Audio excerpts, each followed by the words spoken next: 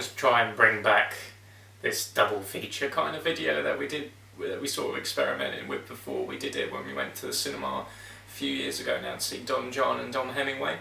I thought that was a really fun evening. It was literally just going to the cinema and going to see two films in a row and then comparing them if they have any similarities and then kind of discussing each film.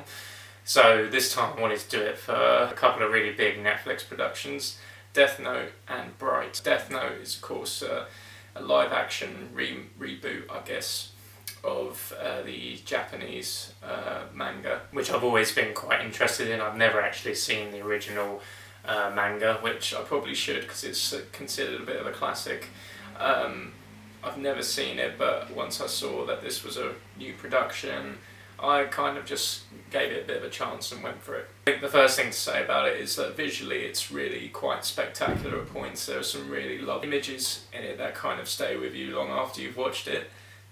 And I think the story itself's really engaging as well. It's quite an interesting story, and there's some really standout performances, particularly from Lakeith Stanfield. Really interesting character in this, and a very quite emotional performance as well.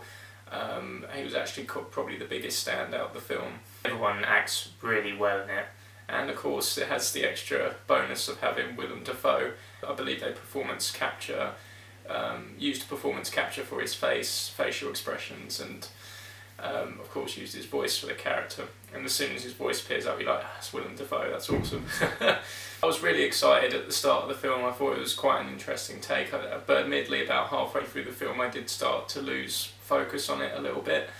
That's nothing bad to do with the film at all. I think it's a really decent film, and I mean again, I can't compare it to the original because I haven't seen it.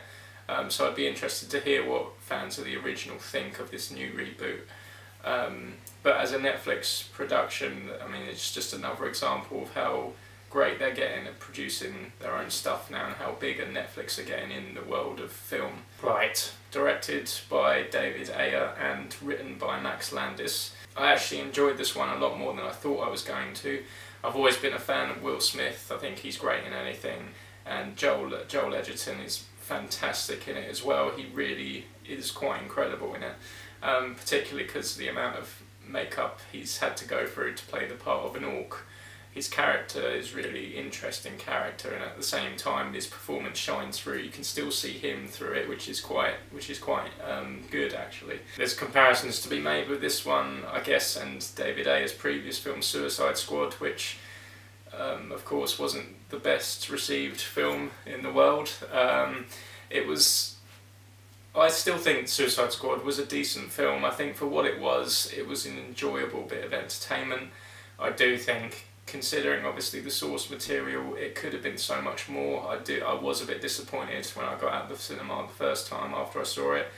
Nevertheless, I've watched it since and I've enjoyed it for what it is. It's kind of an enjoyable DC spin-off film. I think I enjoyed Bright a lot more. I think it's got more substance than Suicide Squad. Serious style in it. I mean, you can kind of get the feeling, almost similar sort of feeling to Suicide Squad. It's kind of gritty in its film, but it's also got this fantastical nature to it. A bit grainy, but at the same time it's got all this magic going on, which is quite interesting. I've seen the cop partner thing many times before, but Will Smith and Joel Edgerton do it really well here, and it's quite a although it's kind of seen it before sort of thing, it's done in quite an interesting way that makes you interested throughout the film. Comparing both these films together, of course they're both Netflix productions. I think they both have sequences in it presented in slow motion and have music in the background that I think are really powerful actually.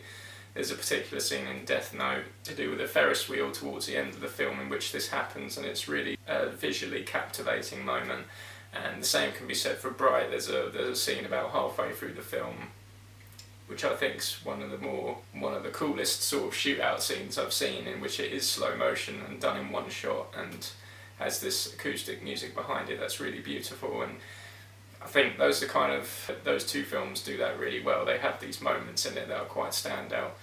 And although both the films I think I wouldn't necessarily watch again, I do think they're good entertainment films. If you're struggling for something to watch, which you never are nowadays, if you look at Netflix and just see the amount of films on offer, we're not going to struggle for stuff to watch anytime soon.